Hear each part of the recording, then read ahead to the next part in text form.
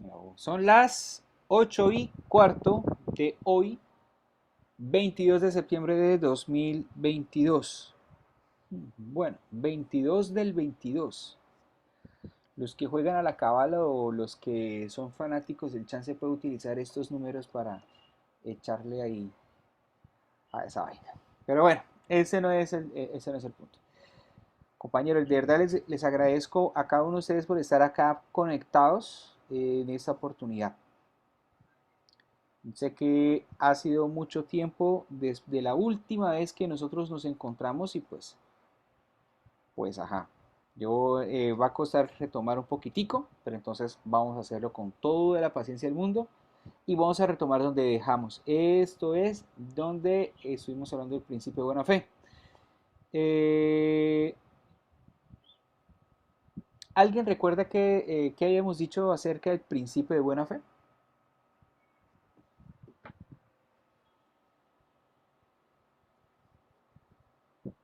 Que es un principio general del derecho y una exigencia de comportamiento recta.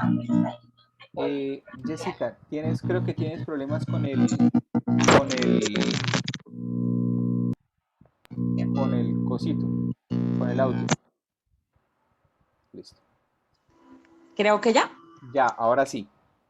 Sí, me dañó la diadema. Bueno, que el principio de buena fe es un principio general del derecho, es una exigencia de comportamiento recta, honesta, diligente, coherente, leal. Y puede ser objetiva o subjetiva. Perfecto, listo.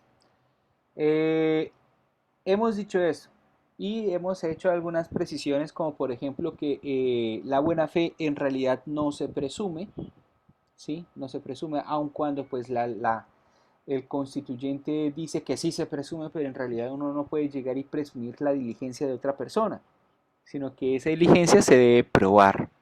¿Listo? Esa diligencia se debe probar, la lealtad se debe acreditar, etcétera. ¿Listo?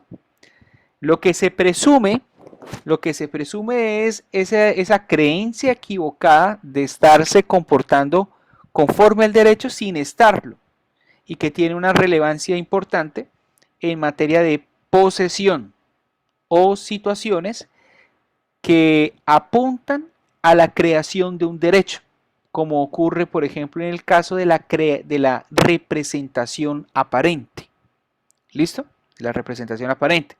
Es decir, con una persona que se muestra como si fuera el representante legal o el representante de alguien sin serlo, pero tiene todas las condiciones subjetivas y objetivas que dan lugar a esa equivocación, a ese error. ¿Listo? Que esa es la explicación básicamente de la figura de la representación aparente.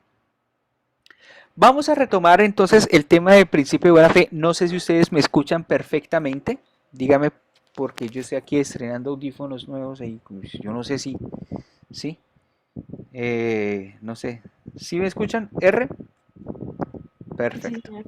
Listo. La semana pasada justamente hablamos de una buena fe general, ¿sí? En general, ¿sí? La buena fe en materia general, que pues digamos que se clasifica buena fe objetiva y subjetiva. Pero cuando nosotros vamos a mirarlo en el marco del ordenamiento jurídico privado, que es lo que a nosotros nos concita, hay unas consideraciones muy puntuales que tenemos que hacer. ¿Listo? Unas consideraciones muy, pero muy, pero muy, pero muy puntuales. ¿Listo? Quisiera preguntarles a ustedes, chicos, por ejemplo, para ustedes, en materia contractual y teniendo en consideración lo que ustedes ya vieron la clase pasada y con fundamento en lo que ustedes leyeron de las lecturas de la profesora Marta Neme Villarreal, eh, ¿cuál creen ustedes que es la buena fe, o cuál buena fe, sea activa o pasiva, perdón, objetiva o subjetiva, perdón, es la que se aplica en materia de contratos? ¿Cuál creen que es esa buena fe que se aplicaría en materia de contratos?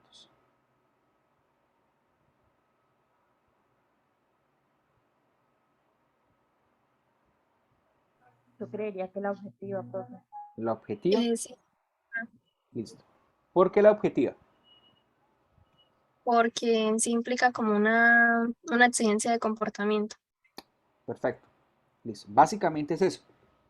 Cuando estamos hablando de materia de contrato, en materia de contratos, la buena fe, recuerden ustedes, es un elemento que está incorporado a los contratos, pues por lo menos a los contratos en el derecho colombiano, y creo que a todos los contratos que están incorporados o adscritos a ordenamientos jurídicos de tradición romano-germánica.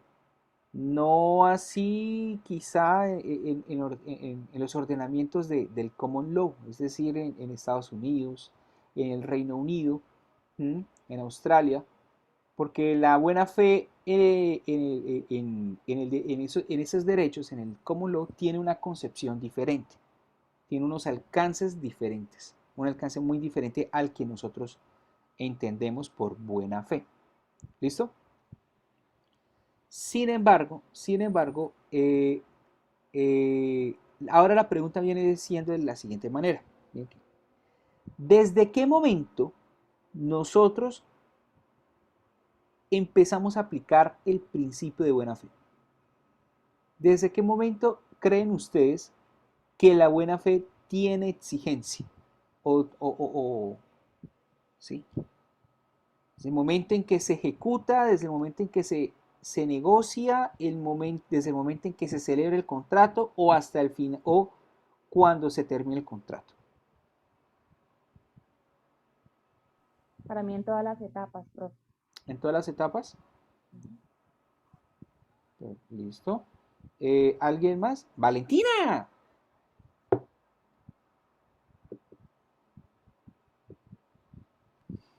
No. Ok. Repite la pregunta.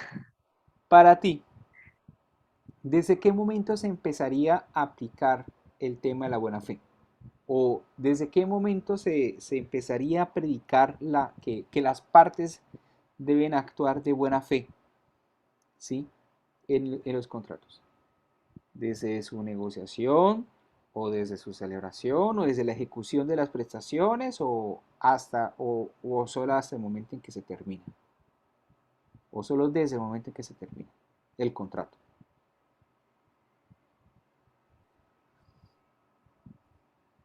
Solo hasta que la última, o sea, hasta que Solo, se termine el contrato solo desde que a la se, buena fe. no, solo desde, o sea, solo se empieza a aplicar la buena fe desde el momento en que se termine el contrato. Ah, no, no, antes, o sea, en todo el proceso se tendría que aplicar la buena fe, ¿no? Listo, Creería yo. listo. Maritza, ¿tú qué dices? Ah, cierto que tú tienes problemas con el audio, ¿cierto? Ok, entonces tú puedes escribir. Brian, Estoy de acuerdo que en todas las etapas, desde su origen, desde el origen propio del contrato, debe aplicarse la buena fe para mi concepto personal. perfecto. Y Chanagá, Sí, profe. compañera, listo. Profe, desde que se inicia la negociación hasta Bueno, creo que el que habló fue Wilfred, porque no le entendí muy bien. ¿Listo? Bueno. Entonces Maritza dijo que, sí, eh, señor, que del momento bueno, listo Wilfred, listo. Bueno, se salió Wilfred. Bueno, no, se metió Wilfred desde otro. Dice Maritza que desde que se planea para su realización del contrato. Listo. Chicos, lo cierto es que ustedes parten de o sea, la concepción que ustedes tienen desde qué momento es que nosotros empezamos a aplicar la buena fe es, digamos, es acertado, ¿sí? Sin embargo, cuando nosotros nos ponemos a revisar las disposiciones en materia legal, ¿sí? que regulan el principio de la buena fe, nosotros encontramos un régimen algo diferenciable, ¿sí? Algo diferenciable, ¿sí? Si hacemos una comparación entre el Código Civil y el Código de Comercio, que son los dos ordenamientos jurídicos principales que contienen todo el derecho privado en Colombia. ¿Listo? ¿Por qué les digo esto? Y aquí en ese momento me permito compartir la pantalla a favor de ustedes. ¿Listo? Cuando nosotros entendemos, yo no sé si ustedes tienen abiertos el código civil, si ustedes lo tienen ahí abierto. En el Código Civil, en el artículo 1603, ustedes van a encontrar que Andrés Bello creó o estableció que los contratos deben ser ejecutados de buena fe y por consiguiente obliga a las partes no solo a lo que expresamente previeron, sino a aquellas cosas que pertenecen a la naturaleza, ¿sí? Del contrato, ¿sí? Etcétera, etcétera. Es más, vamos a hacer una lectura aquí del código para que lo tengamos presente. ¿Qué es lo que puntualmente dice Andrés Bello? Dice el 1603 del Código Civil colombiano. Dice, los contratos deben ejecutarse de buena fe y por consiguiente obligan no solo a lo que en ellos se expresa, sino a todas las cosas que emanan precisamente de la naturaleza de la obligación o que por la ley pertenecen a ellas. ¿Listo? De acuerdo con el ordenamiento civil, la buena fe se empieza a predicar desde el momento en que se ejecuta el contrato. ¿Sí? Bueno. ¿Vale? Ahora bien, cuando nosotros hacemos una revisión del Código de Comercio, no sé si alguien lo vea en ese momento, alguien que pueda revisar el 863 del Código de Comercio y el 871.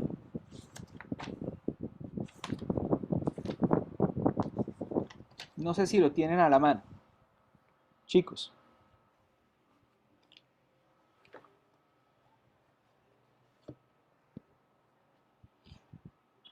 Yo tengo el 863, dice extinción del usufructo por condición resolutoria, ¿no? Del Código de Comercio. Ah, Profe, la de buena fe en el periodo precontractual. Sí. ¿Qué dice? Las partes ceder de buena fe exenta de culpa en el periodo precontractual su pena de indemnizar los prejuicios que se causan. Listo. Entonces, aquí frente a este primer artículo, hay una primera consideración que se debe hacer. Se habla acerca de observar la buena fe en algo que yo no sé si ustedes lo habían escuchado antes, pero se denomina desde el periodo precontractual. ¿Listo? ¿Qué es eso del periodo precontractual? El periodo precontractual es esa etapa en lo que yo suelo denominar el íter contractual o en la vida del contrato. ¿Sí? Y en ese periodo precontractual, lo que suele hacerse es negociarse los elementos esenciales, naturales, accidentales del contrato. Es decir, estamos apenas negociando. ¿Listo? Cuando me dice el artículo 863 del Código de Comercio, lo que hice, realmente quiere decir es, venga, si yo estoy negociando con Valentina, ¿cierto, Valentina? Vale, perfecto. Si yo estoy negociando con Valentina, yo con Valentina debo negociar ese contrato de buena fe. ¿Sí? Ahora, ¿qué implica ese negociar el contrato de buena fe? Eso ya lo vamos a mirar en su momento. ¿Listo? Pero no es ni más ni menos. La etapa precontractual es donde apenas se está formando el negocio jurídico, donde se está formando el contrato. Es como, digamos que es esa etapa prenatal del ser humano, que es una explicación un poco burda, ¿sí? Sí, pero creo que en aras de ser gráficos o de que ustedes puedan entender la dimensión de esta etapa, pues hacemos referencia a esta figura, que pues por demás esa ejemplificación es utilizada por la doctrina francesa para ciertos aspectos, cosa que pues discutible, pero interesante, pero discutible, como lo diría cierto juglar colombiano, de la televisión colombiana. ¿Y qué dice Chanagá? ¿Qué dice el 871 del Código de Comercio? El principio de buena fe. Los contratos deberán celebrarse y ejecutarse de buena fe y en consecuencia obligarán no solo a lo pactado expresamente en ellos, sino a todo lo que corresponda a la naturaleza de los mismos según la ley, la costumbre o la equidad natural. Perfecto. Mire cómo que en el caso del código Código de Comercio hay una interpretación más amplia de la buena fe. ¿Sí? En un principio se decía, la buena fe se aplica, o sea, y por tanto se deben ejecutar las prestaciones conforme a lo que expresamente se pactó y conforme a la naturaleza de la obligación y conforme a lo que diga la ley. ¿Sí? Pero cuando miramos en el Código de Comercio me dice, no solamente, o sea, es desde el momento en que se negocia el contrato, es decir, desde el periodo precontractual, pero también se dice, se debe celebrar el contrato de buena fe, ¿sí? Y se debe ejecutar el contrato de buena fe. Se debe ejecutar. ¿Listo? Es decir, se puede, aquí en este punto, nosotros podríamos acoger o tomar algo que un ex magistrado de la Corte Suprema de Justicia, el doctor Jaime Alberto Arrula Paucar, dice en uno de sus libros sobre teoría de los contratos mercantiles, teoría del contrato mercantil, el tomo 1, él cuando refiere el principio de buena fe, él dice, en materia comercial hay un redimensionamiento del principio general de la buena fe. Porque la buena fe en materia comercial no solo tiene una aplicación en el momento en que se ejecuta, sino una aplicación que va mucho más allá. Desde el momento en que se contrata, es decir, desde el momento en que se celebra, y antes de eso, desde el momento en que se negocia. ¿Listo? Obviamente, también cuando se termina la relación jurídica. ¿Listo? Hoy por hoy podemos decir esto. Pero un momentico. Es que me están escribiendo.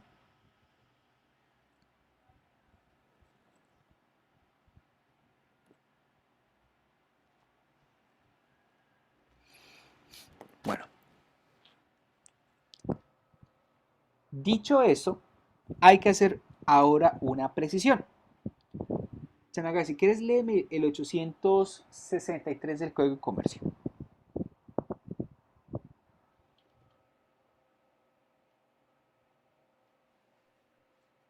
Profe, el 863. Sí. Las partes deberán proceder de buena fe, exenta de culpa en el periodo precontractual, su pena de indemnizar los prejuicios que se causen. Listo. Compañeros, la pregunta mía es la siguiente. Cuando me dice el Código de Comercio que buena fe exenta de culpa, ¿a qué buena fe se hace referencia? La subjetiva. La buena fe subjetiva. Listo. Pero ¿cuál es la buena fe que resulta aplicable? ¿Sí? ¿Cuál es la buena fe que resulta aplicable a los contratos?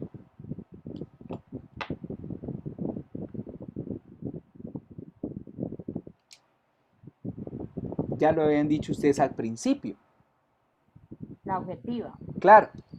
¿Eso no debería ser de acuerdo a la etapa contractual en la que estamos? O sea, No. es una pregunta. No, Ay, que en este caso se haya dicho buena fe exenta de culpa porque sea la etapa precontractual, no.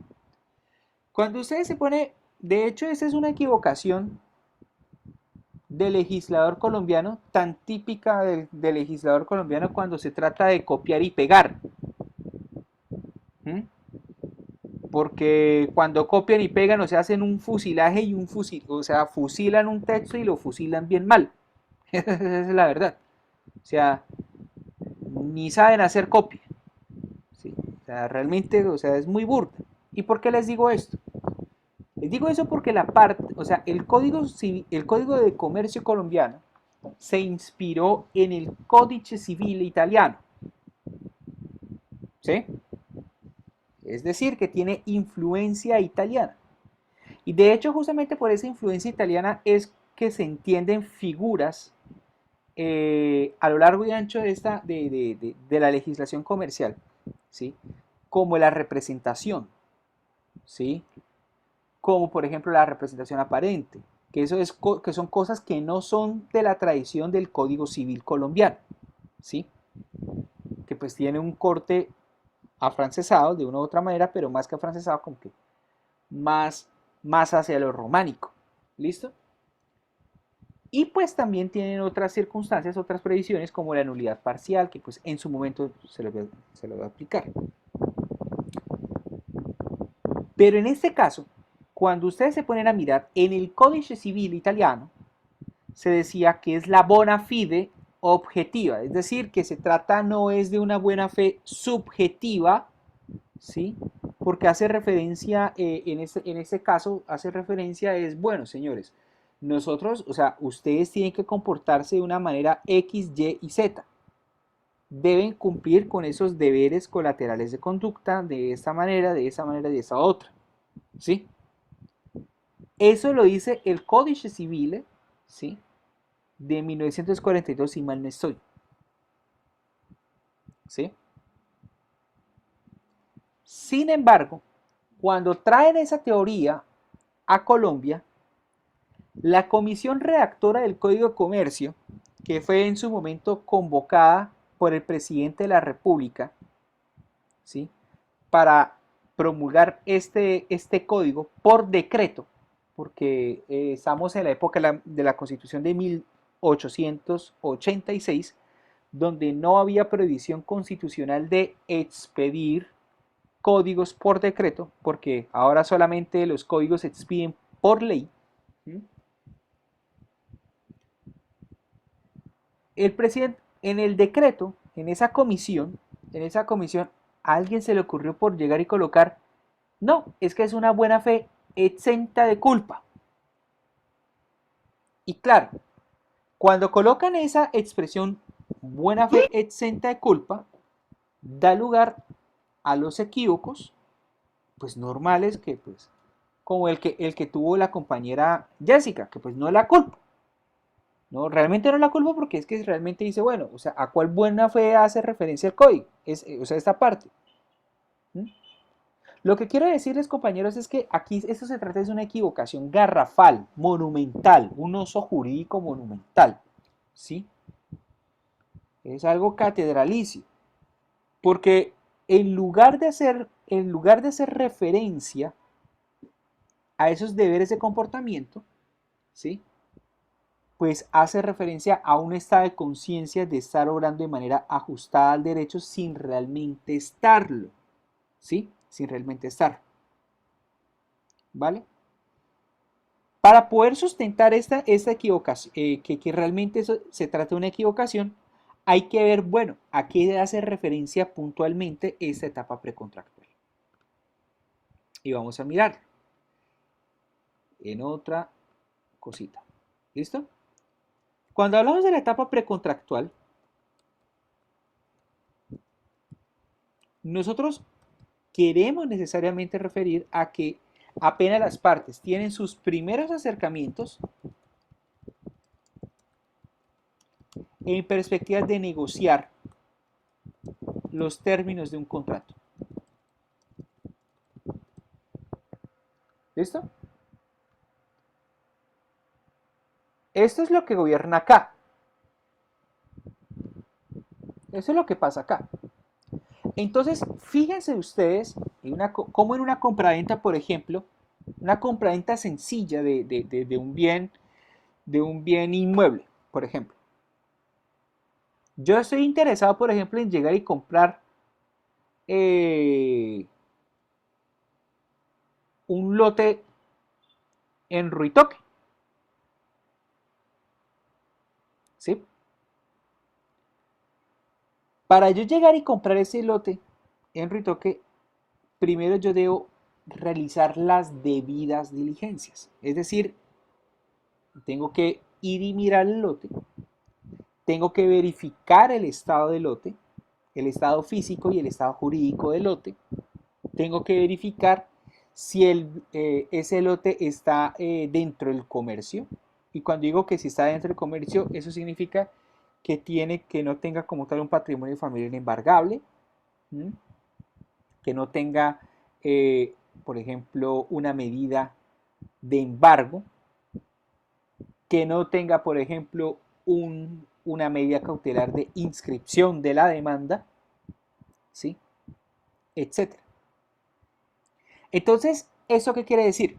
Que en esta etapa, como yo apenas estoy teniendo ese primer acercamiento, ¿sí? Eso significa que a mí se me exigen un deber de diligencia, ¿sí? ¿Sí me hago entender, chicos? Ahora,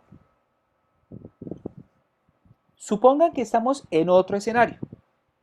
Estamos negociando nosotros, por ejemplo, un contrato de franquicia. Yo no sé si ustedes han escuchado alguna vez hablar del contrato de franquicia.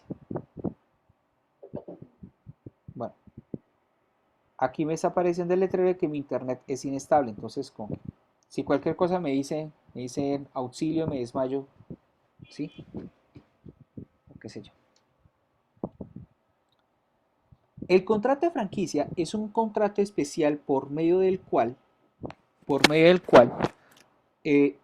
un comerciante lo que hace es, bueno, concederle a otra persona que es comerciante, ¿sí?, la posibilidad de que replique en su actividad comercial, ¿sí?, las maneras como ejerce su actividad comercial y que utilice como tal las enseñas comerciales de la otra persona, ¿sí?, lo que son los modelos de producción, una cosa, la otra, ¿sí?, de tal manera que el producto llegue de manera, o sea, que sea el mismo producto, ¿sí?, que sea la misma cadena, la misma marca, sí, pero que el costo de la operación franquiciada, que el costo de la operación que mi contraparte que tiene ese otro comerciante, sea asumido a costa, a riesgo propio de ese otro comerciante, y pues yo, que soy el dueño de la marca, el originario, el que llegó y pues se inventó ese modelo de producción, pues yo no tenga nada que ver ahí.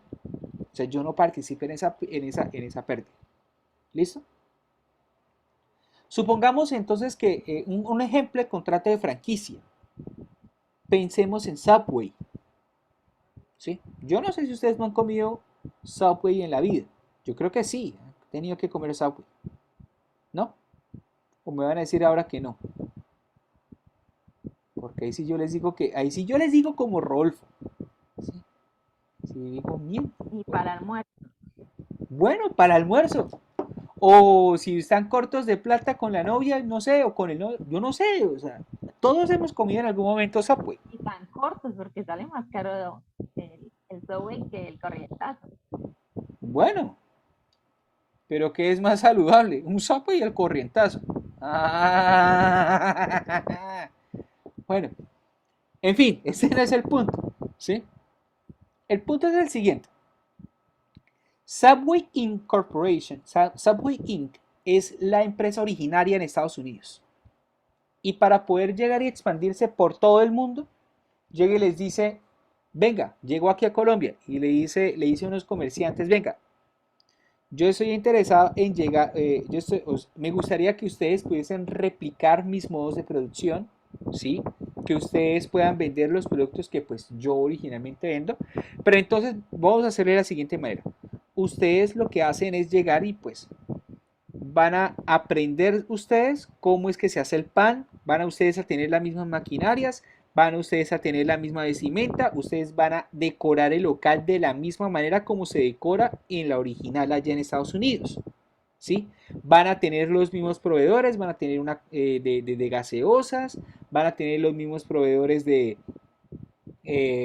insumos para poder hacer las cosas, ¿sí? Etcétera, etcétera, etcétera, etcétera. Sin embargo, pues ustedes lo que hacen es, ustedes van a explotar toda esa actividad bajo riesgo suyo. De toda esa actividad, ustedes a mí me van a dar una parte y ustedes se quedan con otra parte. ¿Listo? Y pues de esa manera ustedes desarrollan la actividad comercial que ustedes quieran, sí, ustedes tienen su ganancia, yo obtengo mi ganancia y de paso pues mi marca se va expandiendo alrededor del mundo, ¿sí? O sea, es expandirse a bajo costo, digamos. ¿Listo? En el marco de ese contrato, chicos, en el marco de ese contrato, como hay que negociarlo, hay una situación bastante importante y es que las partes para ese contrato tuvieron que intercambiar información. ¿Sí? Se intercambiaron mutuamente información. ¿Mm?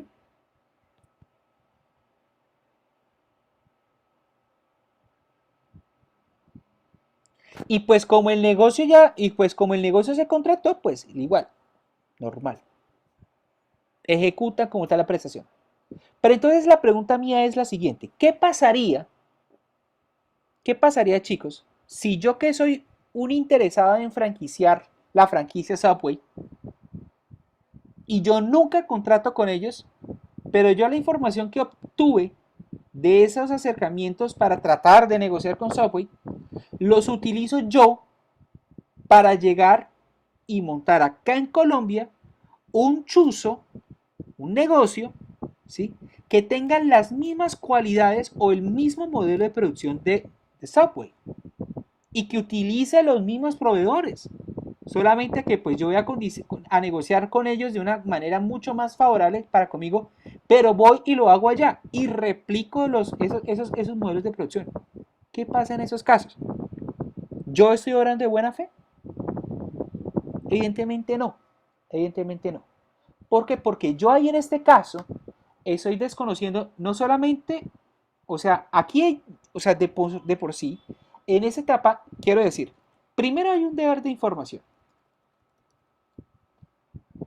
¿Sí? Yo tengo que informarle a mi contraparte, yo como estoy en materia financiera, ¿sí? Porque para por lo menos montar aquí ese chuzo yo debo tener tantos activos o tanto capital para poder hacer esa cosa. Y mi contraparte me tiene que llegar a explicar muy bien cómo es esta vuelta, ¿sí? Para llegar a implementarle y de esa manera llegar y contratarlo. ¿Vale? Pero además de eso, tengo también un deber de secreto. O de confidencialidad. Donde yo no puedo llegar y divulgar la información que aquí se está compartiendo si llegado caso no ocurre el contrato. ¿Sí?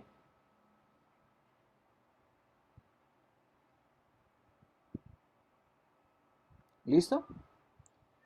Ahora, vamos a otro caso. Porque yo les dije a ustedes que yo les iba a empezar a explicar los principios de esos deberes con casos puntuales para que ustedes me pudieran entender. y yo y yo pudiese hacerme entender a favor de ustedes. No sé si hasta el momento he sido claro, chicos. ¿Listo? Bueno. Pero también ocurre que en materia precontractual, por ejemplo, en otro caso, yo estoy negociando yo estoy negociando con el compañero Brian. Yo estoy negociando la compraventa de un inmueble que él tiene, porque a mí me interesa, ¿sí? Pero yo estoy buscando inmuebles, ¿sí? Entonces llega y Brian me ofrece el de él y entonces él me dice, listo, vamos, llegamos tan, todos los días vamos, revisamos, pam, pam, pam, pam, pam, pam, pam, pam, etcétera, ¿sí? Y de un momento a otro, me perdonarán la expresión, pero a mí se me para el huevo, paro en la mesa y Brian,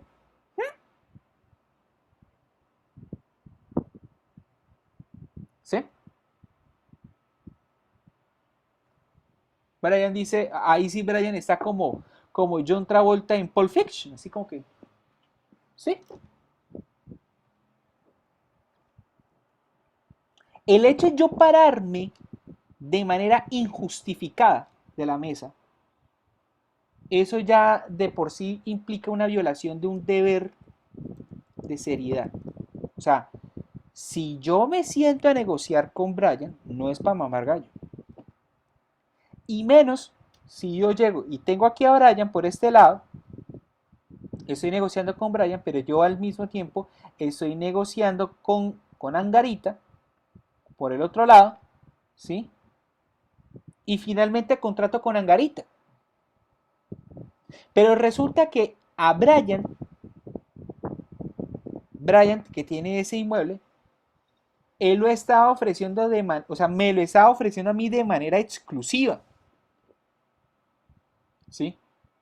Y por ofrecérmelo a mí de manera exclusiva, llegó y se privó, por ejemplo, de ofrecérselo a Valentina y a Chanagá. Que ella sí tenía la posibilidad de comprar ese inmueble.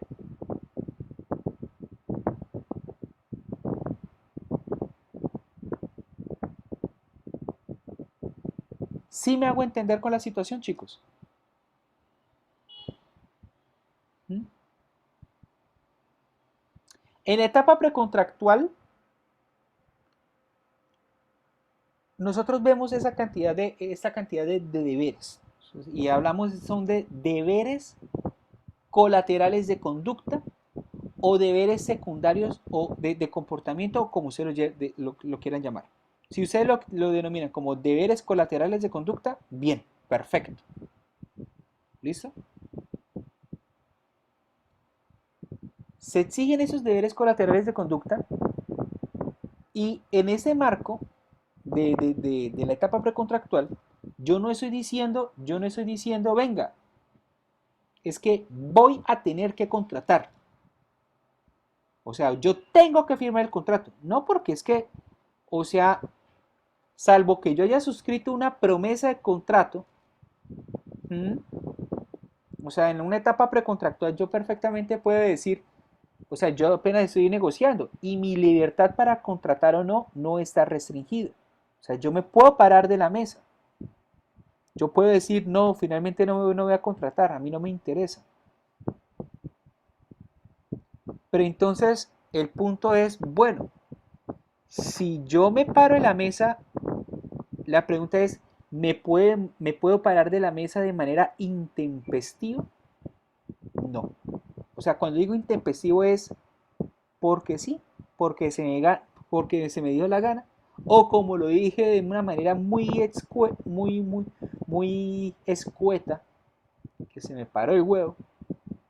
¿Yo lo puedo hacer? La respuesta es no, señores. Yo no puedo. ¿Sí? Yo no puedo. ¿Mm? Yo tengo que justificar. Ah, no, es que mi contraparte no obró de manera leal. No es que a mí no, o sea, a mí no es que me cuadre. ¿Mm? Miremoslo en otros espacios. Miremoslo en otros espacios. Y quizá uno un poco mucho más aterrizados. Generalmente, o bueno, aquí ya que tenemos a una digna representante del sector financiero. Jessica, si yo quiero sacar un crédito con el banco para el que tú trabajas, ¿yo qué tengo que hacer? Que tienes que tener una serie de documentos, por ejemplo. Listo. ¿Y para qué aporte esos documentos? Para el estudio de crédito. ¿Y ustedes por qué hacen ese estudio de crédito? Porque no todos son sujetos de crédito. ¿Y qué es esa condición de ser sujeto de crédito? Por ejemplo, en mi caso, tiene que ser funcionario público o pensionado y no tener reportes en centrales de riesgo. Como banco, no prestamos con reportes. Ok, pero en Y general, capacidad también. la capacidad económica. ¿Sí? Miren chicos, cómo es que para o sea, cuando yo voy a sacar un crédito, sea un contrato de mutuo comercial o que el banco esté estudiando la posibilidad de darme una tarjeta de crédito, que es un contrato de apertura de crédito, ¿sí? El banco se toma la molestia de llegar y decir, venga Valentina, ¿usted sí es capaz? O sea, sí, yo claro, yo le quiero ofrecer a usted todo, ¿sí? Todo el crédito, un buen cupo, ¿sí? Para que se endeude conmigo de por vida. ¿Mm? Pero usted es realmente capaz de asumir con esas cuotas? ¿Usted realmente es capaz de asumir con todo ese crédito? ¿Sus ingresos le dan?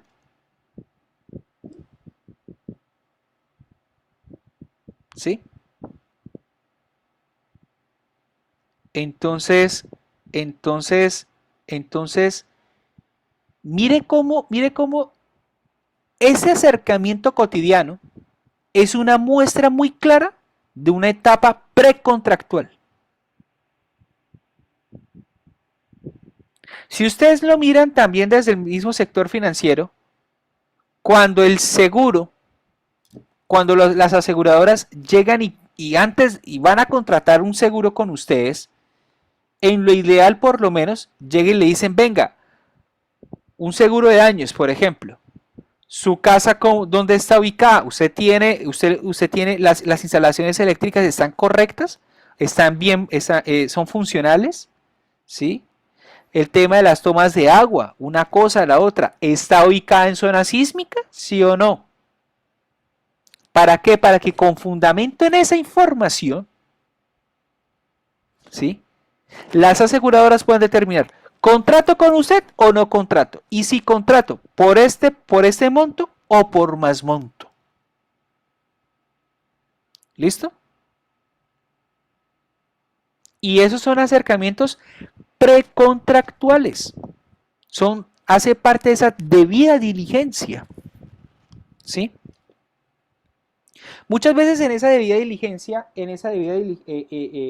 esa etapa precontractual, las partes suelen viajar mucho, gastos de representación, ¿sí? Gastos de representación a nivel congresista de Colombia, a las carachas. Y sobre todo del pacto histórico, y pues pucha. Que los del pacto histórico les duele bajarse de 34 palos, hombre. ¿Sí? Les duele. ¿Mm? Pobrecitos. Bueno, en fin, las contradicciones. Pero el hecho es, se suele viajar mucho, ¿sí? Se suele tener que hacer unas determinadas inversiones para poder hacer esa vaina. Se tiene que pagar estudios técnicos para finalmente determinar contrato o no contrato. Supongan, chicos, que en esta etapa precontractual yo soy una empresa que está negociando un contrato con una proveedora que me dice, o sea, con un determinado comerciante, y yo para poder asumir ese contrato, tengo que aumentar mi capacidad de producción. ¿Y qué significa aumentar mi capacidad de producción? comprar más maquinaria, ampliar mis instalaciones físicas, ¿sí? Contratar más personal, y que al final de cuentas este desgraciado diga, no, a mí no me interesa, no me interesa llegar y contratar, ¿sí? Ya vi la cara de Jessica. Pero es eso, ¿sí? Es eso. Y entonces, cuando nosotros decimos, y ojo con esto, cuando pasan esas circunstancias donde o yo miento, ¿sí? O no doy la información correcta, o divulgo una información que estaba sujeta a un secreto, ¿sí? O me aprovecho de esos secretos para replicarlos para mi propia actividad, o me paro como tal de la mesa de negociación sin que exista una justa causa. En estos casos, cuando hay una situación de estas, hay algo que se aplica y es el tema de la responsabilidad precontractual. ¿Por qué yo les digo eso? Porque el tema de la responsabilidad precontractual, señores, tiene una incidencia muy fuerte, ¿sí? Es decir, hablamos de una obligación de reparar un daño. ¿Y por qué se debe reparar ese daño? Ojo, presupuesto de toda responsabilidad es que deba haber daño. Si no hay daño, no hay nada. Habrá jus patalendi, ¿sí? Y más que jus patalendi, habrán esos egos heridos, ¿sí? Habrán esas rencillas en el corazón, ¿sí? Pero si no hay daño, a mí esa vaina no me importa. No me importa que usted me guarde bronca por 70 años. Al fin y al cabo, si la reina Isabel no aguantó hasta los 100 años porque aguantó solamente 96, eso es señal de que no hay mal que no dure 100 años, ¿sí? Y si no hay mal que no dure 100 años, ¿sí? Entonces, no hay rencor que uno tenga que aguantarse por 100 años, señor. ¿Sí? Pero ¿por qué se causa ese daño? Ese daño se causa porque conforme a las negociaciones, conforme a la intensidad y al curso de esas negociaciones, se causó una confianza en que se iba a celebrar ese contrato. Entonces, esa responsabilidad precontractual también es una responsabilidad sustentada en la confianza, ¿sí? Entonces, es una obligación de reparar un daño por lesionar la confianza en que se celebraría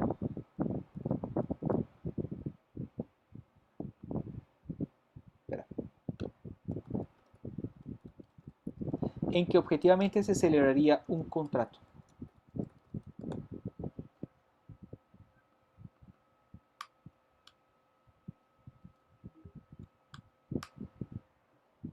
¿Listo? No es que, o sea, acá el punto es mirar qué tan intensas eran las negociaciones. ¿Mm? ¿Qué tan intensas eran las negociaciones? Y ahí sí es que aquí yo tengo que echar mano del gardelazo, porque yo soy tan, a mí me encanta el tango, así yo me digan que no, ¿sí? El gardelazo.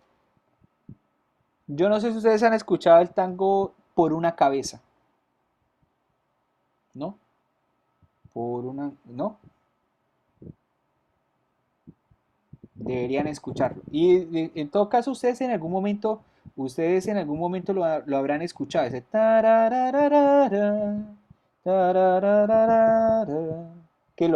que incluso lo baila Arnold Schwarzenegger en una de las películas Mentiras Verdaderas. Que bueno, la letra de esa canción del Gardelazo hace referencia a la conquista la conquista que Gardel estaba haciendo a una chica, ¿sí? A una chica. Y llega y él con toda la intensidad del mundo, dele, que dele, que dele, que dele, que dele, que dele, que dele. Y al final de cuentas, ella se fue con otro, ¿sí? Y además de irse con otro, o sea, la perdió por un pelito, ¿sí? Pero entonces él hace esa comparación con una carrera de caballos en el hipódromo, donde él justamente va y apuesta, ¿sí?, por el mejor caballo que todo el mundo creía que iba a ganar, pero resulta que ese caballo perdió por una cabeza. ¿Sí? Perdió la apuesta por una cabeza. ¿Listo? Es una letra muy bonita. ¿Sí? Pero entonces hay que mirar, entonces, ¿a qué hago referencia con ese gardelazo? Porque no se los voy a cantar a ustedes. No se los voy a cantar. Pero ¿a qué hago referencia con esto, señores? Yo lo que quiero decir es lo siguiente. Entre más intensa sea la negociación,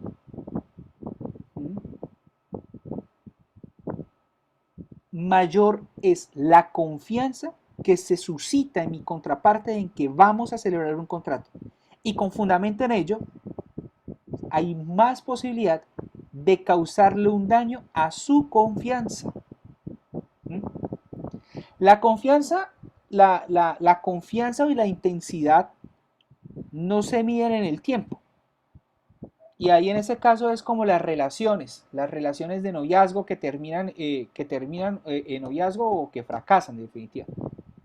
Puede ser que sean 7, 8 años de novios, y eso no garantiza de que esos 7 a 8 años se conviertan en un matrimonio, porque han pasado casos donde llega un man, una vieja, están metidos por ese periodo de tiempo y al final de cuentas, chao pescado.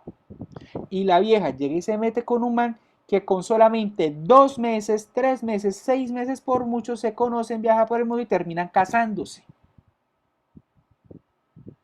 ¿Sí? Como también puede ser con el man.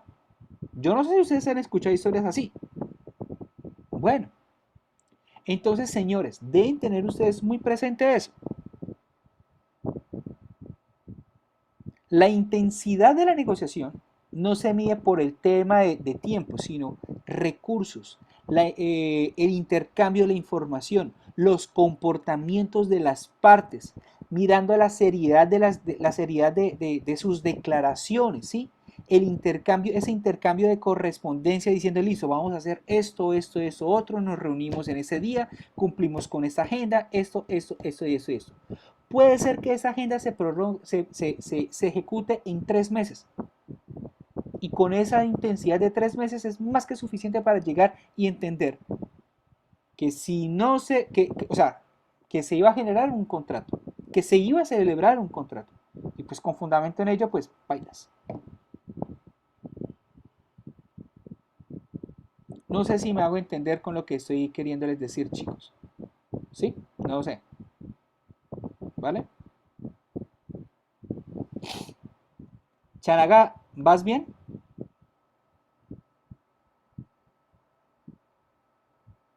Bueno, Andrea se fue por allá. ¿Sí? ¿Todo bien? Sí, señor. Listo. Maritza, ¿todo bien? ¿O tienes alguna parte que no entendiste o que tengo que repetir? Dime. Bueno, me lo está escribiendo. Listo. Acá está. Sí, lo último. Bueno. Lo último de lo que digo es lo siguiente, Maritza. Y es que hay veces en la vida que que cuando yo estoy relacionándome contigo, se genera una confianza, o cuando estamos negociando un contrato, se genera una confianza en que tú y yo sí vamos a contratar finalmente. Y esa confianza se genera en función de la intensidad como tú y yo nosotros estamos negociando. ¿Sí? Esa intensidad no se determina por cuánto tiempo tú y yo duramos negociando, sino por la calidad misma de la negociación. ¿Sí?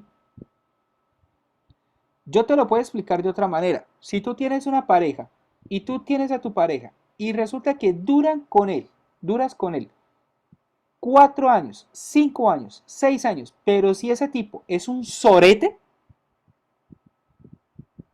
o sea, eso no, o sea, no es una relación de calidad. Puedes que tenga todos los años, pero vas a seguir sufriendo. Y terminas con él y nunca te casaste. Pero resulta que llegas y te encuentras con otra persona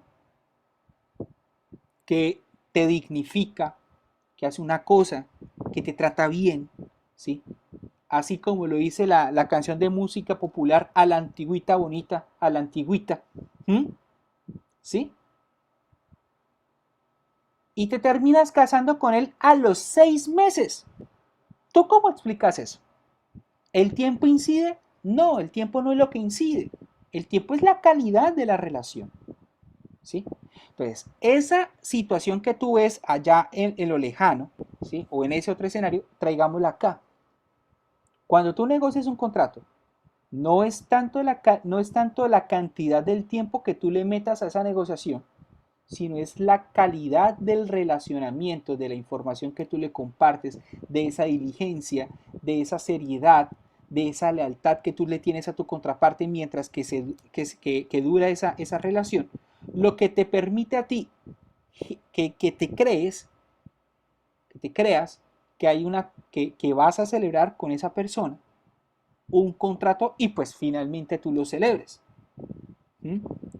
Y entonces el tema de la responsabilidad precontractual apunta a que si tu contraparte a ti, o sea, se te para en la mesa habiendo lesionado esa confianza que esa persona te generó en ti, ¿sí?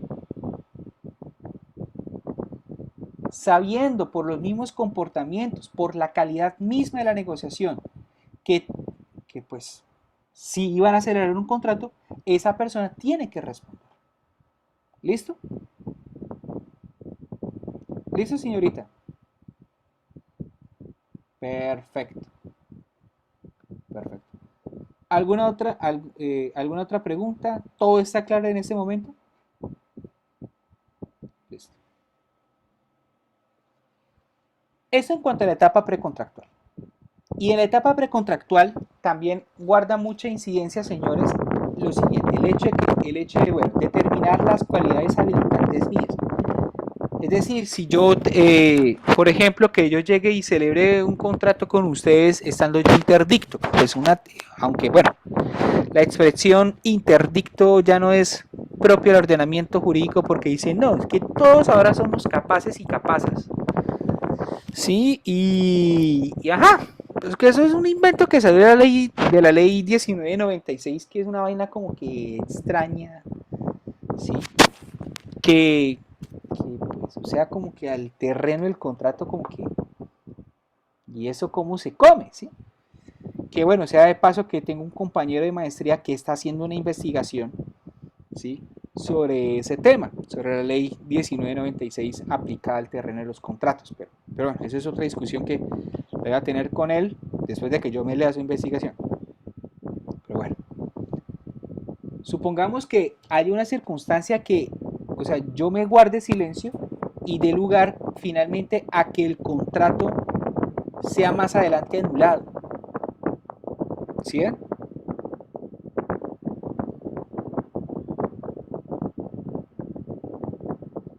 Y así podemos enunciar otras circunstancias, ¿vale? Al momento de celebrar el contrato, al momento de ejecutar el contrato, pues cuando significa que yo deba ejecutar el contrato, significa, bueno, lo que dice el código.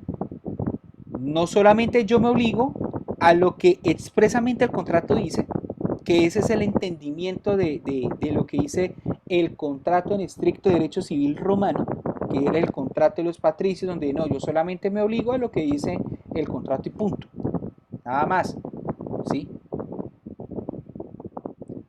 Sino que también dice el Código Civil dice, me obligo yo a lo que, de acuerdo con la naturaleza de la prestación, le corresponde, sino que también a lo que corresponde a lo que por ley se entiende inherente a esa obligación. ¿Listo? Entonces, pensemos, por ejemplo, si nosotros estuviéramos en un contrato en estricto derecho civil en Roma, por ejemplo, en una compraventa o en un contrato que implique la transferencia de un bien a otro, de una persona a otra, si yo le transfiero ese bien a un inmueble a Brian y resulta que ese inmueble no era mío, pues yo no tenía ninguna obligación de llegar y salir a sanear la propiedad, ¿sí?, de Brian, ¿sí?, sino que sencillamente, no, yo usted me compromete con entregarle el inmueble y ya, y me pierdo.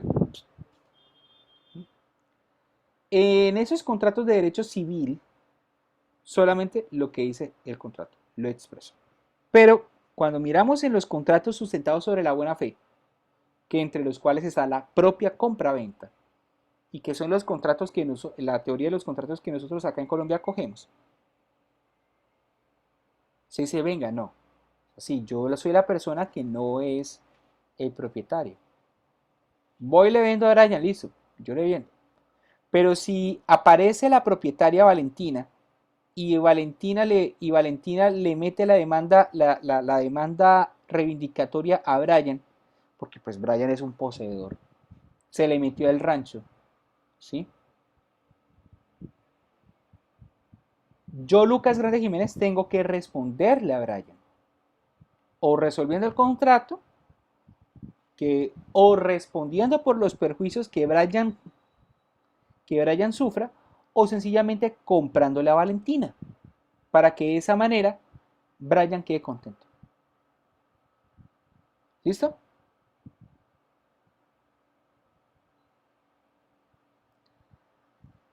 La diferencia entre el Código Civil y el Código de Comercio al momento de ejecutar las prestaciones de buena fe, ustedes se encuentran en el 1603, que dice conforme a la naturaleza de la obligación, pero también según lo que dice, pero conforme a la ley. Pero cuando ustedes miran el 871 del Código de Comercio, Chanaga, si quieres léemelo, por favor. 871.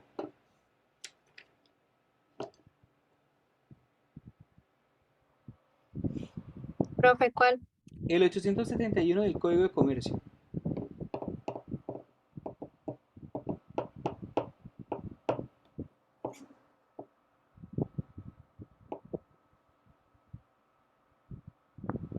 Principio de buena fe.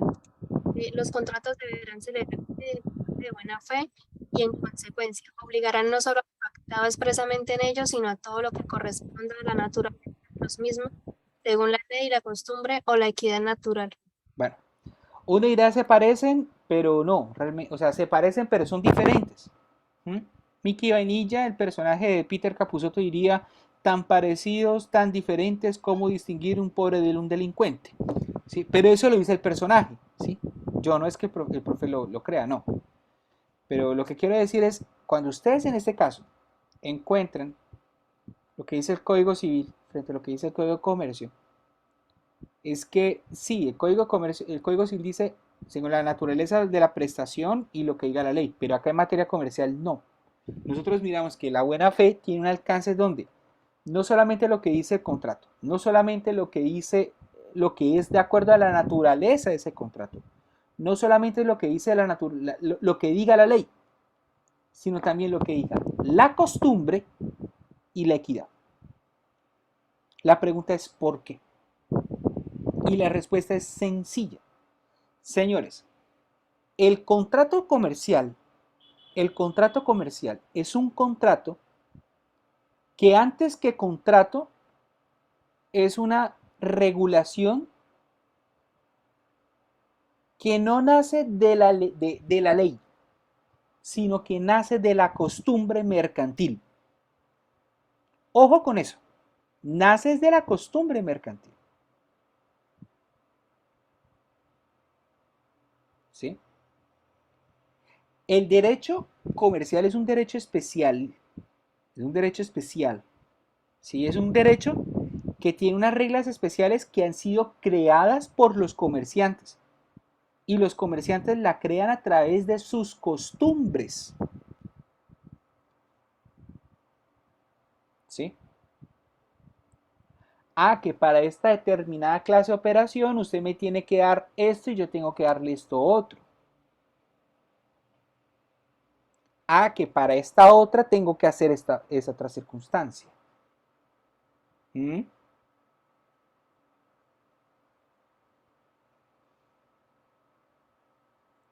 Y esa costumbre es la que se entiende regulada, incorporada, ¿sí?, al negocio jurídico. Que obviamente hay que probar en llegado caso si esa costumbre era aplicable, sí. Bueno, ¿cómo pruebo la costumbre?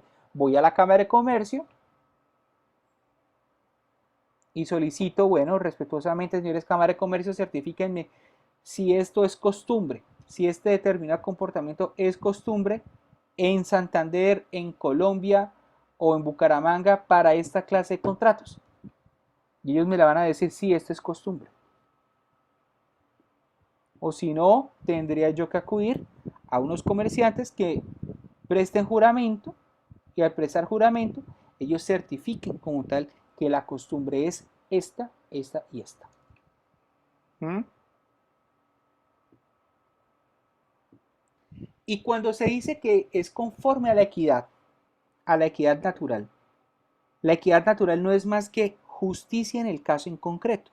Eso es una definición de la profesora Marta Lucía Neme Villarreal. Pues, en una de las clases que he tenido con ella definió de esa manera la equidad natural, o sea, es la justicia para el caso en concreto, ¿sí? Lo que resulta siendo más conveniente para el contrato en sí mismo. ¿Mm? ¿Listo? ¿Listo, chicos? ¿Dudas hasta el momento? ¿Seguro? Brian. Listo. Bueno.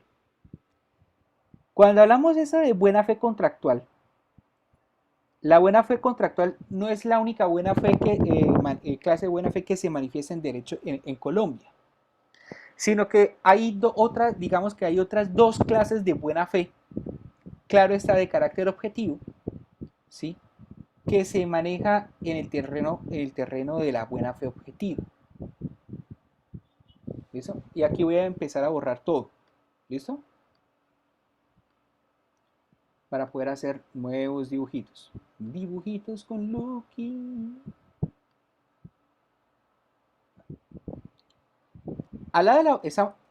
Estamos hablando de la buena fe contractual.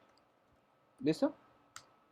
Pero es que también tenemos que hablar, y bueno, la buena fe contractual ya hemos dicho es una manifestación de buena fe objetiva.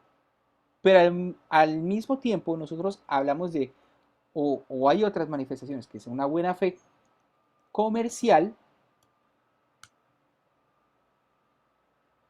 y una buena fe, la buena fe en materia societaria.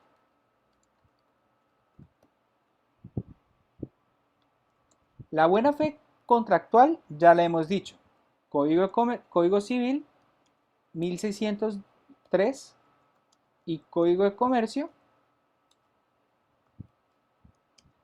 863 y 871. ¿Listo? Pero cuando hablamos de la buena fe comercial, la buena fe comercial hace referencia a otra clase de contratos, a otra clase de situaciones. Y la mención que de la buena fe, se hace de la buena fe comercial es en la ley 256 de 1996, que es la misma ley de competencia desleal.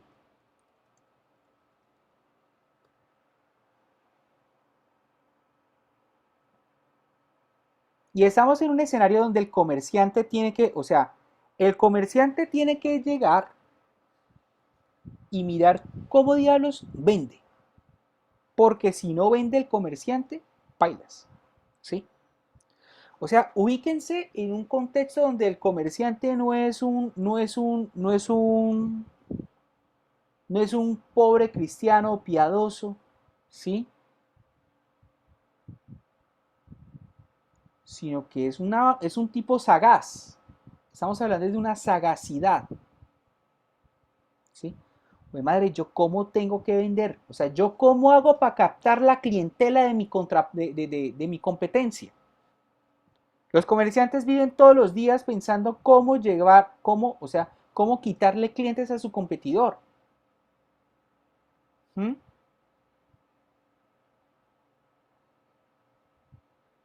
¿Sí me hago entender? ¿Cómo el comerciante hace? Ustedes en la calle van diciendo, van encontrándose, por ejemplo, o sea, no venga, es que yo llego y le vendo a ustedes le vendo a usted esto en determinada oferta, de determinada promoción, ¿sí? Claro le va a decir esto, Movistar le va a decir esto otro, Tigo le va a decir esta otra cosa. Todos van a estar buscando cómo llegar y atraerlos a ustedes a que lleguen y queden empecinados con eso. ¿Listo? Todo el mundo. El punto es, ese captar la clientela no puede realizarse de una manera desleal. ¿Mm? Y para decir que no, o sea, que no puede ser calificado de manera desleal, significa que yo no puedo, por ejemplo, y en ese marco de la buena fe comercial implica listo, o sea, yo no puedo llegar y hablar mal de del producto que vende mi contraparte. ¿Sí? O sea, yo sé que yo soy comerciante, por ejemplo, yo sé que soy comerciante y que lo que yo hago es muy bonito y que mi contraparte, o sea, o sea, detesto a mi contraparte, pero el que deteste a mi contraparte no significa de ninguna manera que yo tenga que hablar pestes del producto que hace si no tengo yo un sustento o un fundamento científico, técnico, que me acredite que lo que mi contraparte está vendiendo es una porquería. Palabras más, palabras menos. Si yo llevo y digo, ese producto que está vendiendo la competencia es una porquería, yo tengo que sustentarlo. Si yo tengo que decir, mi producto es mejor que la porquería esa, yo tengo que sustentar por qué mi producto es mejor y por qué el producto de la competencia es una porquería. Por ejemplo, yo no puedo tampoco llegar y decirles a mi cliente, o sea, desbaratarle el chuzo al otro. Y desbaratarle el chuzo al otro significa muchas veces que, por ejemplo, si Brian trabajaba para Chanagá, ¿sí? Si Valentina trabajaba para Chanagá, o sea, listo, o sea, ellos pueden llegar libremente a venir y trabajar conmigo, ¿sí? El asunto está en que yo no puedo llegar y desbaratarle todo el chuzo, o sea, llevándomele a Raimundo y todo el mundo bajo falsas promesas, bajo una cosa, bajo otra cosa, ¿sí? Con tal de que ellos se queden conmigo y de esa manera acabarle el chuzo a Chanagá. No sé si me hago entender con lo que estoy queriendo decir, o si estoy hablando muy duro, muy rígido. ¿Mm? No sé realmente, no sé realmente que si todo bien, ¿no? Por favor, señales de vida,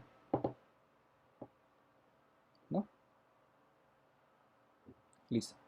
Y otro ejemplo de buena fe comercial es, bueno, si yo voy a competir, por lo menos, o sea, yo sé que tengo muchas ganas de llegar y ser rico y famoso, etcétera, pero yo no puedo llegar y valerme de la reputación de mi contraparte, de mi competidor, y mucho menos llegar y coger los signos distintivos de mi contraparte, o sea, no puedo explotarlos para mí o llegar y montarme signos distintivos parecidos a los de mi competencia. Es decir, que yo, como comerciante, trate de sacar un producto cuya marca comercial sea tan parecida a Coca-Cola que tenga la potencialidad de llegar y generar confusión en el cliente de que mi producto que yo estoy ofreciendo es la Coca-Cola que ofrece mi contraparte. ¿Sí me hago entender, chicos? ¿Seguros? ¿Segurolas?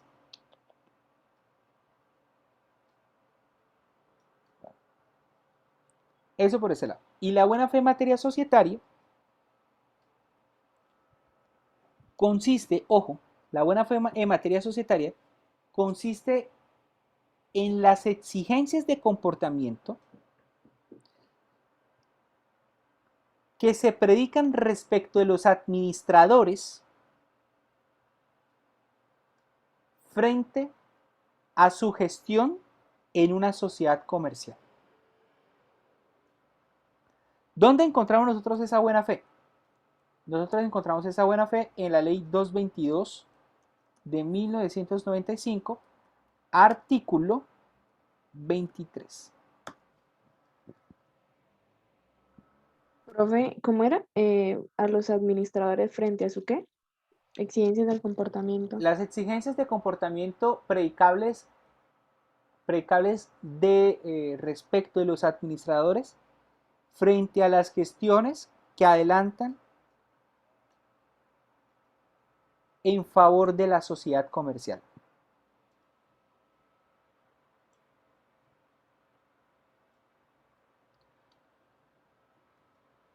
Yo no sé, ustedes están viendo con el profesor Iván Reinel, ¿cierto? De nada. Ustedes están viendo con el profesor Iván Reinel, ¿cierto? Bueno. El profesor Iván Reinel les explicó a ustedes qué es una sociedad. Valentina, ¿qué es una sociedad?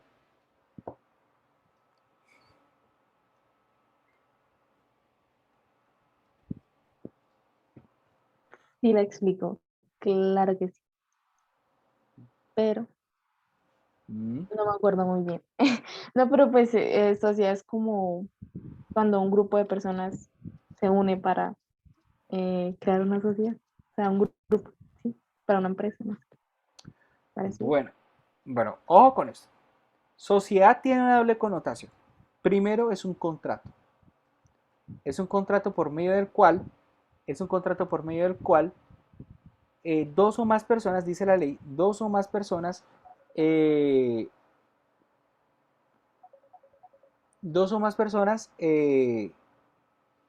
se unen con el propósito de llevar a cabo una actividad comercial y para ello ellos realizan unos aportes sociales, ¿sí?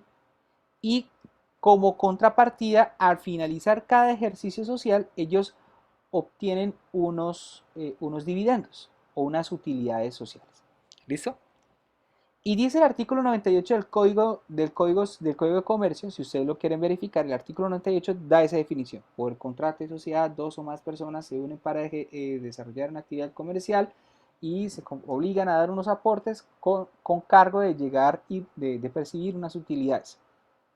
Dice el inciso segundo, una vez creado el contrato, una vez celebrado el contrato, conforme a lo que dice la ley, nace una persona diferente de la de cada uno de los socios. Y ahí es cuando se dice que la sociedad es igualmente una persona.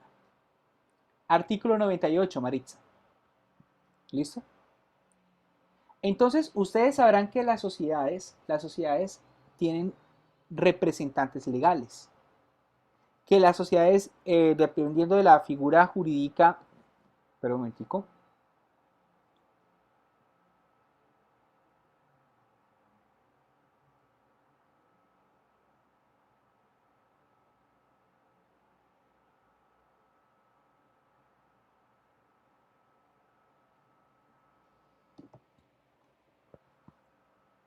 La ley, de acuerdo con la ley tiene todo el mundo representantes legales, gerentes, presidentes, etc. Pero dependiendo de la figura societaria, dice que también hay posibilidad de que haya una junta directiva. Entonces, la ley 222 de 1995, el artículo 22, si mal no estoy, define quiénes son esos administradores. Gerentes, presidentes, miembros de juntas directivas, etcétera, etcétera, etcétera. Síndicos, etcétera. Entonces, esas personas que son las encargadas de celebrar todas las actividades tendentes a que pues se adelante como tal la actividad empresarial, ¿sí? Dice la norma, ellos deben obrar con diligencia, con cuidado, deben actuar de manera profesional. Ellos deben actuar de manera profesional. ¿Sí? La persona que está administrando un negocio es porque sabe cómo es que se debe administrar un negocio. Luego, no es posible entender cómo una persona que se supone que debe administrar un negocio toma una determinada clase de determinaciones, de decisiones que llevan a la quiebra a la empresa. Palabras más, palabras menos. ¿Sí? ¿Cómo es posible, por ejemplo, que el representante legal de una determinada sociedad, en lugar de llegar y expandir sus mercados o de buscar la reapertura de la empresa durante la pandemia, sencillamente la haya dejado morir y dejar que los pasivos aumenten día tras día, en lugar de diversificar sus negocios?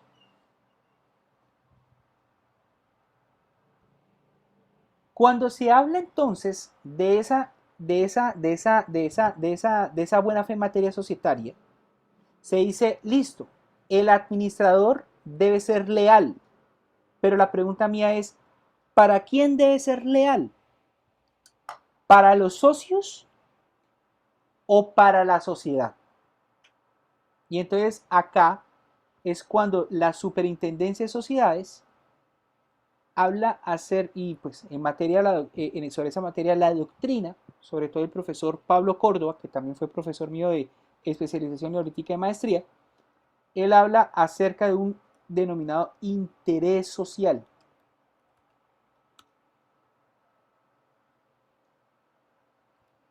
Y la pregunta es, ¿qué es eso del interés social? El interés social no es más ni menos, ¿sí?, que el hecho de que la actividad comercial se desarrolle de manera normal, de tal suerte que no solamente los socios tengan lo suyo, sino que la empresa pueda responderle a proveedores, pueda responderle a sus trabajadores y en general pueda responderle a terceros. No es ni más ni menos que eso. Y el interés social de la empresa está siempre determinado, señores, y espero que eso ustedes lo vayan a ver con el profesor Iván Reinel. El interés siempre va a estar determinado por el objeto social de la empresa, de la sociedad. Siempre. ¿Listo, chicos?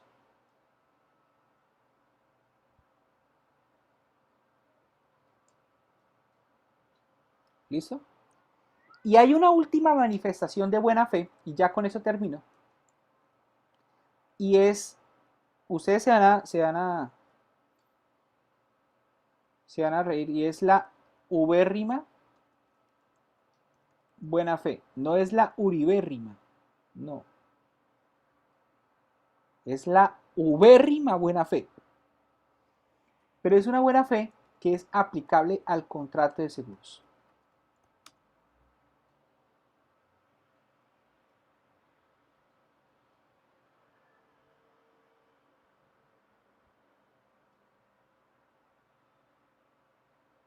Y la buena fe, la ubérrima buena fe, digamos, es un concepto que se trae del derecho anglosajón, ¿sí?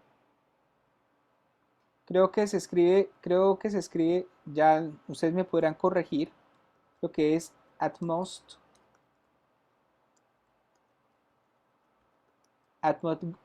good faith. Ustedes me podrán corregir si así se escribe, ¿sí? Pero esa ubérrima buena fe significa, o sea, tiene unas implicaciones muy fuertes, pero muy fuertes.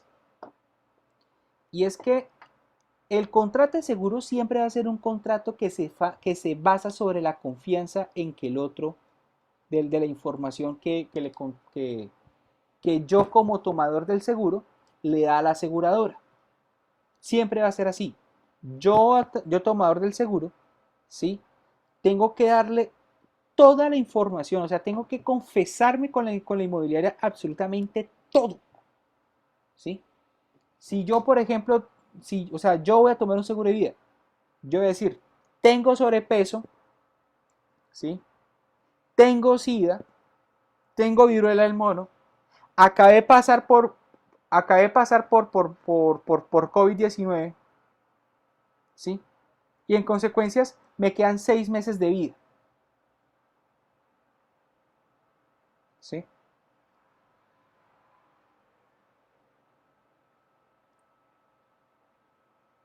La carga de buena fe en este tema es tan intensa que si yo, Lucas Grande Jiménez, sabiendo que tengo estas circunstancias,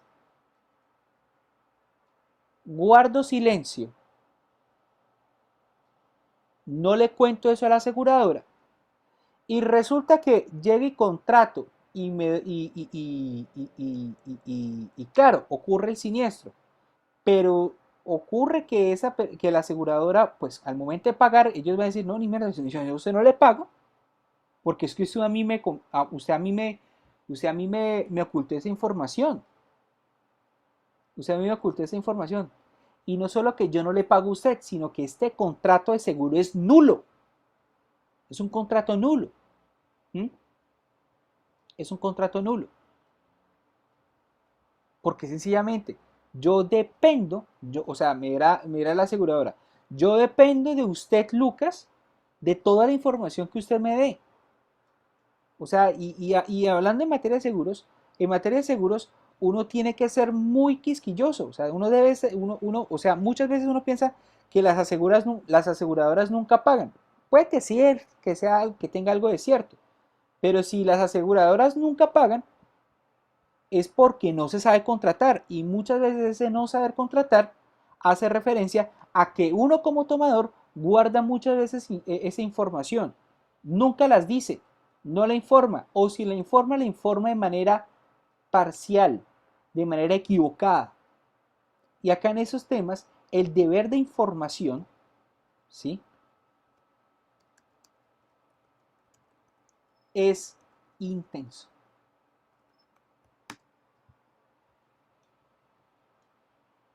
¿Listo? Es más alto que en cualquier otro lado. ¿Listo? Yo no puedo guardarme esa información. ¿Listo, chicos? ¿Dudas hasta el momento? ¿Preguntas? ¿Tienen preguntas, chicos? ¿No? ¿No? ¿Aló? Todo está bien. Listo. Bueno. Vamos a dejar hasta acá. Vamos a dejar hasta acá para que ustedes puedan ir a descansar, para que ustedes procesen esa información. Igual yo esta clase la voy a montar, ¿no? Esta clase yo la voy a montar, chicos, para que no se me preocupen, ¿vale? Y la voy a montar para que la próxima semana tengamos la primera evaluación como tal. Vamos a dividir, o sea, para que no les quede tan recargada esa primera unidad, y pues para cumplir con lo que son los requisitos de la universidad, vamos a hacer una primera evaluación, un quiz de 10 preguntas sobre buena fe, sobre autonomía privada, sobre orden público, ¿sí? Y el producto originalmente previsto, que era el caso, lo vamos a dejar para la segunda parte de esa unidad, que es ya lo correspondiente a la estructura del contrato, sujetos, objeto, contenido. ¿Listo? Profe, qué pena, ¿me puede repetir de qué se trata el quiz? Lo que hemos visto hasta el momento, que es autonomía privada, eh, orden público, buenas costumbres, ¿sí? Y buena fe. La buena fe objetiva y subjetiva también va. Todo lo que hemos visto en clase. ¿Listo? Es decir, lo que vimos la clase pasada también, que es justamente lo que se está preguntando.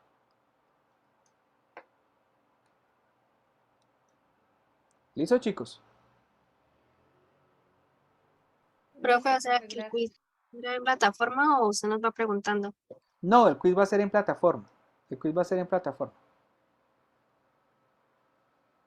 ¿Listo? Y pues, ustedes ya saben cómo son el tema de los quizzes conmigo.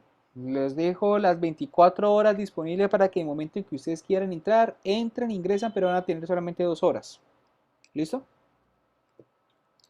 Pregunta, ¿les parece bien que yo deje el quiz no para este sábado, sino para el siguiente? Sí, profe.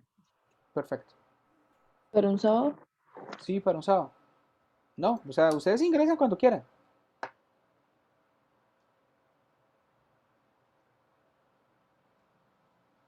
¿No?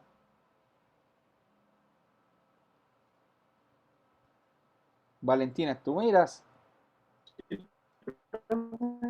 Sí, sí, o sea, va a dejar el sábado abierto todo el día la plataforma. Sí, todo el día. Para que si tú eres muy afibrada por el tema de los contratos, lo empieces a responder desde las 0 horas. Esa es la primera en responder. ¿Listo? Vale, sí, señor. ¿Listo? Profesor, solo se puede diligenciar el sábado, solo ese día específicamente. Sí, solo ese día específicamente. O escucho propuestas en No, caso tal. es que es por mi caso en particular, porque yo tengo clase de las 6 de la mañana hasta las 8:30 de la noche.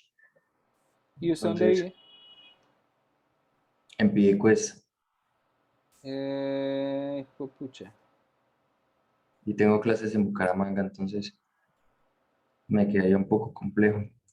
Vamos a dejarle entonces para el próximo viernes. No mañana, sino de una semana. ¿Le parece? ¿Le parece, compañero Brian? Claro, perfecto. ¿Mejor? Valentina. Listo. Vamos a dejar el quiz para esa fecha. Entonces, para el próximo viernes, entonces tenemos evaluación. Yo voy a estar, ustedes me pueden preguntar, chicos. Ustedes me pueden preguntar si hay dudas con las preguntas. Yo se las puedo responder o yo les puedo ayudar, ¿sí? Las preguntas que ustedes pueden hacer frente a las preguntas no es, profesor, ¿cuál es esta? Si es la A o si es la B. No sean conchudos, señores, ¿sí? O sea, con todo respeto, ¿sí? O sea, tengo cara de joven y todo, pero no me crean pendejo. ¿Listo?